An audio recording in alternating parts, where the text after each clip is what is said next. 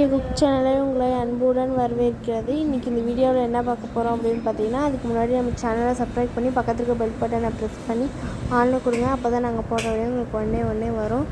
இன்றைக்கி நம்ம அம்மா என்ன சமையல் செய்ய போகிறாங்கன்னு பார்த்திங்கன்னா, இன்றைக்கி ஞாயிற்றுக்கிழமை காடை குழம்பு தான் செய்ய போகிறாங்க. வாங்க வீடியோக்குள்ளே போகலாம். வந்து ஒரு சட்டி எடுத்து வச்சுக்கலாம். சட்டி காஞ்சிடுச்சு. இப்போ வந்து எண்ணெய் ஊற்றிக்கலாம்.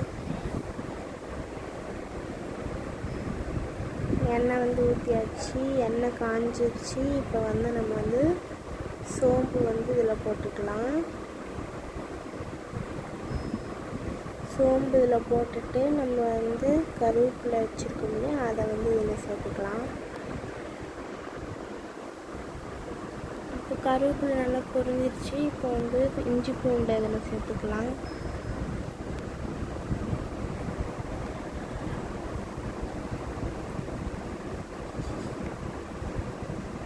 இஞ்சி பூண்டு சேர்த்தாச்சு. இப்போ வந்து ஒரு குலுக்கிட்டு இப்போ நம்ம வட்டி சின்ன வெங்காயத்தையும் இதில் சேர்த்துடலாம்.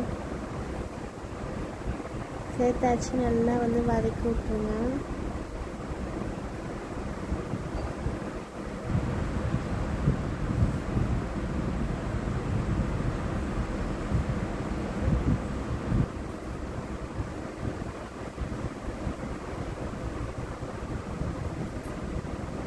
பார்த்திங்கன்னா நல்லா வதங்கிடுச்சு. இந்த டைமில் வந்து வரமிளகா 4 வந்து எடுத்தாருக்கு. அதை வந்து இதில் வந்து கிள்ளி போட்டுக்கோங்க. இப்போ நல்லா வந்து வதக்கிடுங்க.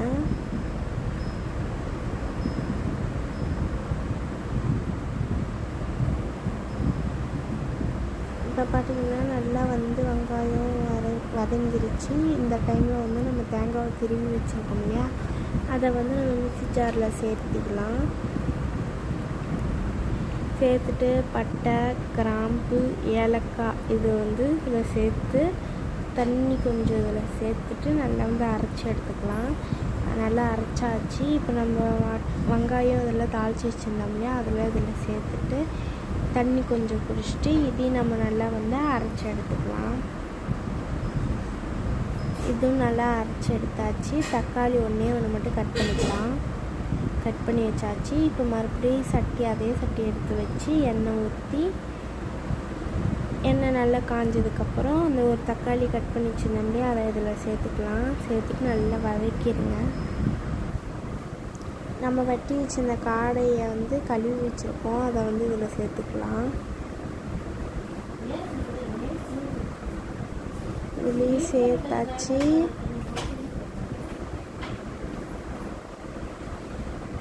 சேர்த்து நல்லா வந்து வதக்கிடுங்க.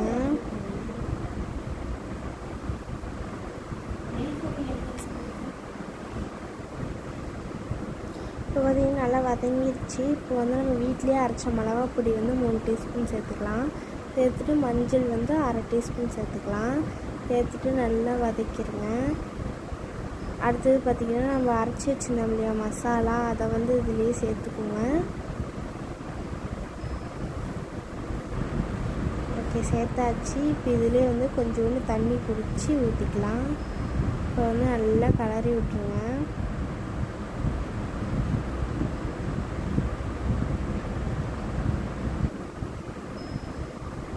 நல்லா கலரி விட்டு தட்டை போட்டு மூடி வச்சுருங்க.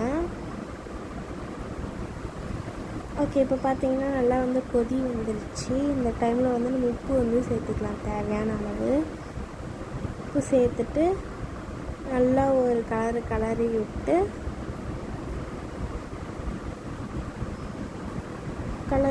விட்டு மறுபடியும் வந்து மூடிடலாம். இப்போ மறுபடியும் நல்லா கொதி வந்துச்சு. இந்த டைமில் வந்து மிளகு வந்து நம்ம இதில் சேர்த்துக்கலாம். சேர்த்து இதையும் நல்லா கலரி விட்டு இப்போ பார்த்திங்கன்னா கொத்தமல்லி தழை வந்து அலசி வச்சுருக்கோம், அதை வந்து இதில் சேர்த்துக்கலாம். அவ்வளோதான். இதில் வந்து இப்போ சேர்த்துட்டு நல்லா வந்து கலரி விட்டுக்கலாம்.